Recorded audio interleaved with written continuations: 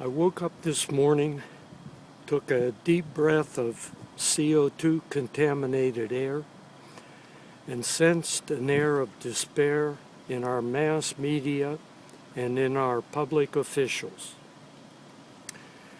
There was nothing more than sex scandals, half-truths and innuendo, and politics as usual to offer up to the teeming masses. We needed another war to give the media, defense industry, and public officials a sense of purpose in life. A war would give our corporations something to invest their tax cut windfalls in rather than to stash it in an offshore tax haven. Just imagine what the media could write about on a daily basis. They could inflame the public with headlines describing how officials were sending other people's kids off to war, how defense contractors were making billions on tents, on boots, on backpacks, on roads, on aircraft runways, on power plants, how munitions corporations were thriving while producing all those bombs, missiles, and artillery shells. Meanwhile, our nation's bridges and water pipelines and aged infrastructure became collateral damage from the war effort. The funding was just not available to renovate our aging infrastructure. We can imagine how the media and officials would hyperventilate and salivate collectively over the endless possibilities another war would engender.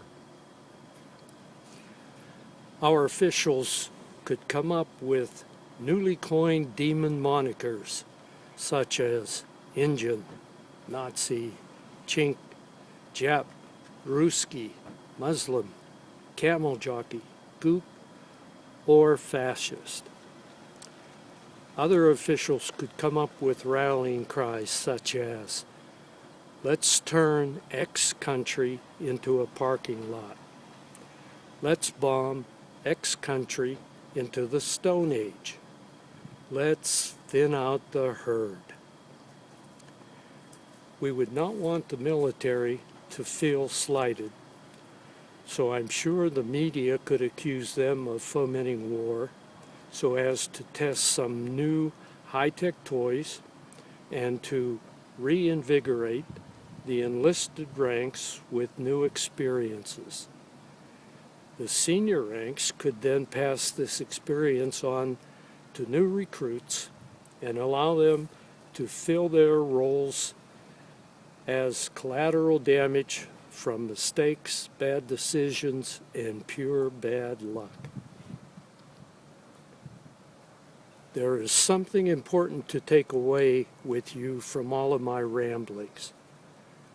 Let's let the media and public officials know unequivocally that another war should materialize only in direct defense of our nation and our nation's beliefs.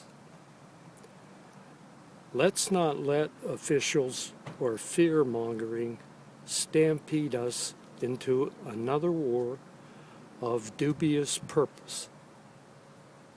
Let's make sure that we are not fighting for corporations or for some trivial reason.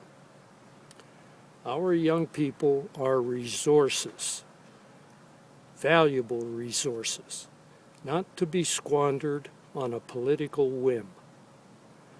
Let's let our enemy pay dearly while safeguarding our